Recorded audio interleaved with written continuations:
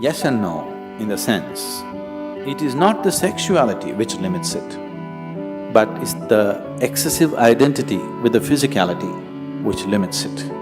So, it is not sexuality per se which becomes the barrier, but the attachment it creates to the physicality which definitely becomes the barrier. This question is coming from a certain amount of bits and pieces, the gossip that you have heard about how you could assimilate your own semen and raise it up to your higher possibility. Yes, it is true. At the same time, it is not because of abstinence that one does it, it is because of internalizing your energies that you do it. It is not simply that somebody is abstaining from sex and suddenly his energies are all organized and it's going up. It's not true. If your energies get organized and begin to move up, the need for sexuality may evaporate for you, but it doesn't leave you incapable. It doesn't leave you impotent, but the need is gone. It is just no more a compulsive thing. And it is not just this one thing, all compulsiveness is lost. Essentially, most of the sexuality that's happening on the planet is happening because of a certain compulsiveness, isn't it? It's a compulsive drive. When you become conscious, when all compulsiveness disappears, this also disappears. It is just that because people are so body-oriented, they're always thinking spirituality versus sexuality. They're not connected. They are not connected, one is of the body, another is of a different dimension.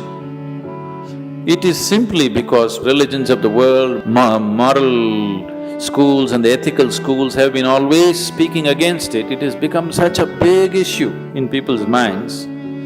They think the only way to know something beyond is, you must be away from this. Because somewhere you're not able to accept the simple biology of a human being, which is the tragedy, that you cannot accept the simple biology. You either have to celebrate it or you have to push it down the drain. Both are not needed.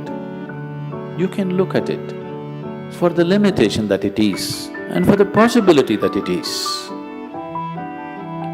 So, if because of the impurity of sex, your spirituality is going to get disturbed, I want you to know that your very birth is impure.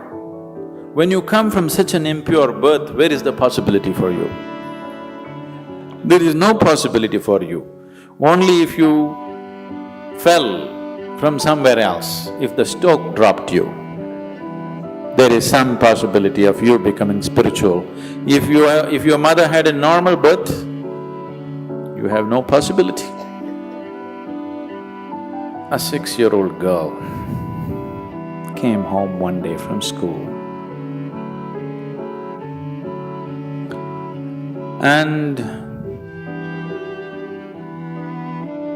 asked, "Mama, how was I born?" The mother was embarrassed. She said, "A stoke dropped you." I said, "Okay." She noted down. "Mama, how were you born?" "A stoke dropped me too." "Mama, how was grandmama born?" "A stoke dropped her too." Then the girl became serious and she went down and sat down and started writing something in her homework. Then the mother was feeling uncomfortable, she finished her cooking and then the girl had finished her homework and left the book there, she went and read. So the essay was about the family tree. So the girl had written, "For 3 generations in my family, nobody had a natural birth."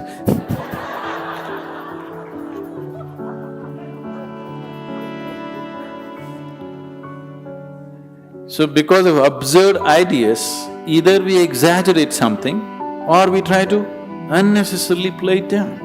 It has a certain role in your life. If you make it too big, you will become perverted in your head. If you try to obliterate it, you will become even more perverted in your mind. After all, now I am speaking, this is a kind of energy.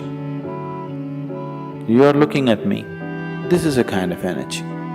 You are listening to me, this is a kind of energy. These are different expressions of the same life energy, isn't it? Now, sexuality is also another expression of the same energy. Now, one has to decide how much of his energy, in which direction he wants to send it. Because after all, you are a limited amount of energy, isn't it? See, it's just like you have an income. Let's say you have $5,000 a month. How much for the house rent? How much for eating? How much for schooling? How much just for fun? How much for vacation? Your portion, isn't it? Tomorrow morning, you got your salary, in the evening you went out and blew it up. Now the next month is going to be trouble, isn't it? Of course you have a credit card, but everything in your life, if you're handling your life sensibly, everything in your life is apportioned according to your understanding, your need and your capability, isn't it so? Yes? Your money, time, energy, isn't everything allotted the way you like to arrange it? This is also the same thing. How much of it? First of all, do you need it? Or are you doing it because of socially you're psyched? If there is a need, if I ask you to stop it, you will become perverted because it'll all happen in your head. If somebody is telling you, you have to do it, if you don't do it, you're not normal, another kind of perversion will come. Both are not needed. After all, you're not going after a man or woman, you're going after a certain level of pleasantness. So once you experience a certain level of pleasantness, wouldn't you like to dig deeper into this? Because whatever pleasantness happened, maybe you used the other person, but the pleasantness happened within you, right? So suppose anyway the pleasantness is happening within you, the other person is just a key to open this, wouldn't you like to have the key in your own hands? Yes? That if you sit like this, you are on full scale. You don't need anybody.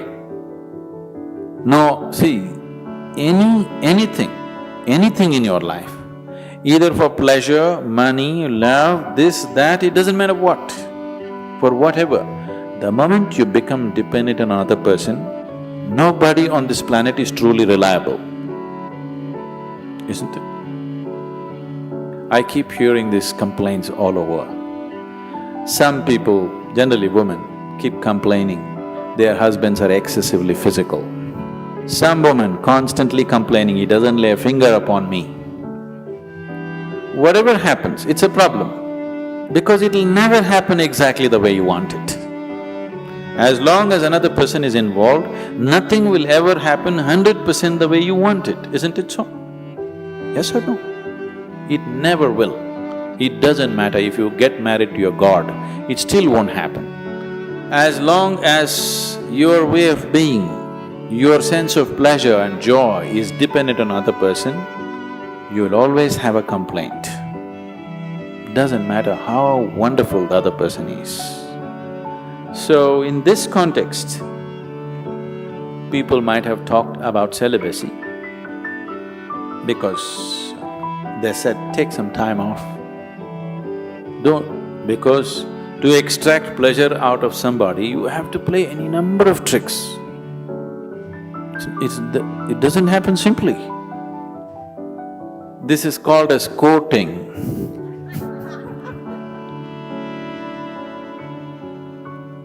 Once you go to the court, the judgment day will come.